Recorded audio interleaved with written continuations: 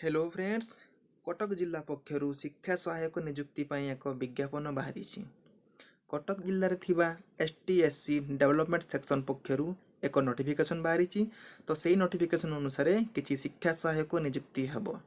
तो यही नियुक्ति ପାଇଁ चयन प्रक्रिया केमिति रही, आवेदन प्रक्रिया कौन रही एवं केतोटी पदवी रही, ये विभिन्न प्रश्नर उत्तर मुझे आपको यही भिडियो देवी। तेणु आपको अनुरोध भिडियो को आरंभ शेष पर्यंत देखूँ।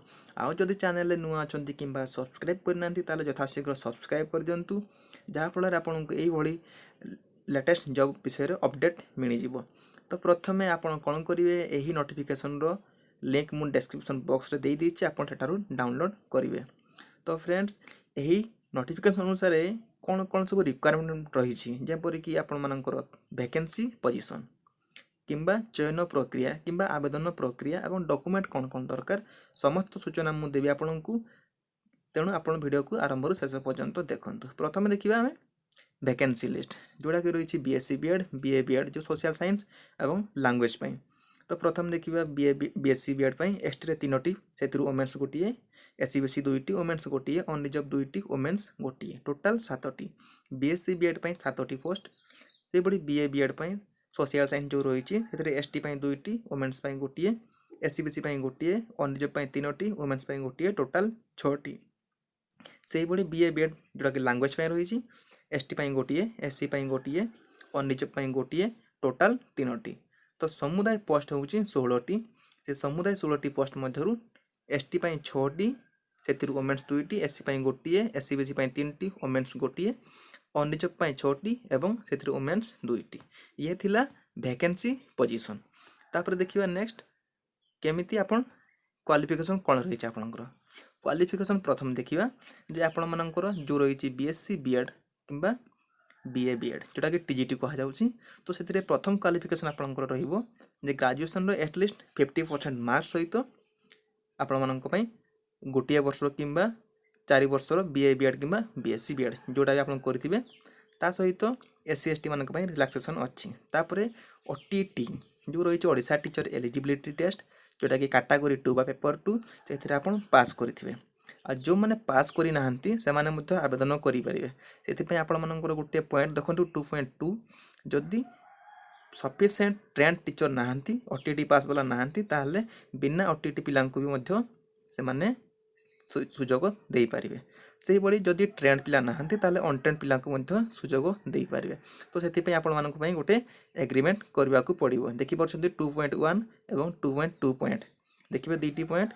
तो यह बहुत इंपोर्टेंट अच्छी। तापर नेक्स्ट केमिति आपण आवेदन करेंगे। तो एथिरे आवेदन पाई केवल स्पीड पोस्ट किंबा रजिस्ट्री पोस्ट माध्यम रे जोटा कि ऑफलाइन रही से माध्यम आपण अप्लाई करेंगे। तो सेति आपण मानकू गोटे 100 टंकार गोटे ड्राफ्ट करिया को पड़िबो जोटा कि रही एड्रेस रहिबो कोटा ना डिस्ट्रिक्ट वेलफेयर ऑफिसर कटक। तो एथि एसटी एससी एवं पीडब्ल्यूडी कैंडिडेट मानकू दरकार नहीं, से बिना एप्लिकेशन फी रे पकई पारे। तापर आप सिलेक्शन प्रोसीजर केमिति रही, सिलेक्शन प्रोसीजर परसेंटेज मार्क अनुसार हम। तो मार्क सिलेक्शन हम। तापर नेक्स्ट जानिबा केमिति आप आवेदन करेंगे। तो आवेदन करेंगे मुझे कहीदे आपन को रजिस्ट्री पोस्ट किंबा स्पीड पोस्ट माध्यम आप पठेबे। तो यही रजिस्ट्री पोस्ट पठेबा ठिकाना होची the district welfare officer Cuttack, room number 45, first floor, collectorate Cuttack, एस्ट पर्स चांदनी चौक, डिस्ट कटक, पिन 753002। तो आप 15 तारीख सुधा, जनवरी 15 तारीख सुधा यही ठिकाना पठेबे। तो एनवलप उपरे बड़ अक्षर बा कैपिटल लेटर लिखिए application for the post of TGT शिक्षा सहायक सीटीसी। तो एथिरे दरमा रही 7400 जोटा कि ओडिशा गवर्नमेंट शिक्षा सहायक दरमा। तो डॉक्यूमेंट कौन कौन देवे, तो जी आप डॉक्यूमेंट देवे दयाकोरी ताकू जेरक्स करेंगे और सेल्फ अटेस्टेड करेंगे, ना रिजेक्ट होबार संभावना अच्छी। आपण मानक जी एकाडेमिक क्वालिफिकेशन अच्छी अप टू ग्रेजुएशन बीएड जहाँ भी अच्छी आपंकर सब डॉक्यूमेंट जेरक्स कर अटेस्टेड करेंगे, ता सहित ओटीटी सर्टिफिकेट देवे। तापर आपंकर मार्क जी रही मार्कशीट सर्टिफिकेट जी रही सब देवे। तापर कास्ट सर्टिफिकेट जो मैंने एसटी एससी अच्छा रेसिडेंशियल सर्टिफिकेट जोटा कि रिसेंट बाहर करेंगे। तापर एम्प्लॉयमेंट एक्सचेंज रजिस्ट्रेशन सर्टिफिकेट तार मध्य जेरक्स देवे। तापर आपण मानक पय रही जो आई कार्ड जोड़ा कि आधार कार्ड किंबा ड्राइविंग लाइसेंस किंबा पासपोर्ट जहाँ भी रही आपण तार जेरक्स देवे। तो यह थिला कौन कौन डॉक्यूमेंट दरकार ये सब जेरक्स दरकार किंतु ओरिजिनल कौन कौन रहिबो ये 3 खंड रिसेंट पासपोर्ट साइज फोटोग्राफ जोड़ा कि कलर रहिबो। तापर बैकग्राउंड रे आपण सिग्नेचर करिवे। तापर आ गुटे रहिला जो आपण ड्राफ्ट करथिबे 100 टंका ड्राफ्ट सही ड्राफ्ट को आपण ओरिजिनल देबे जोड़ा कि नॉन रिफंडेबल अछि। तो ही ड्राफ्ट पछपटे आपण सिग्नेचर करिवे।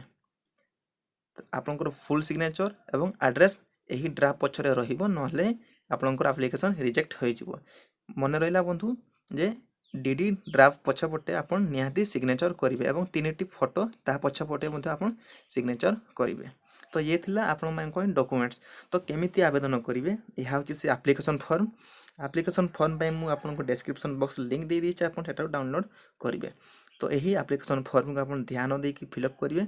आपनकर पासपोर्ट फोटो राइट साइड रे ता स्पेस अछि देबे आ निज निज पर्सनल डिटेल्स भलो भाबे फिलअप करिवे नहले रिजेक्ट होई जिवो। तापरे एजुकेशनल क्वालिफिकेशन भलो भाबे फिलअप करिवे काहे कि ना मार्क सिलेक्शन अछि तेणु जदि मार्क आपण भूल भाल लिखिबे ताहले आपण रिजेक्ट होई जिवे किंबा पाइबे नाही।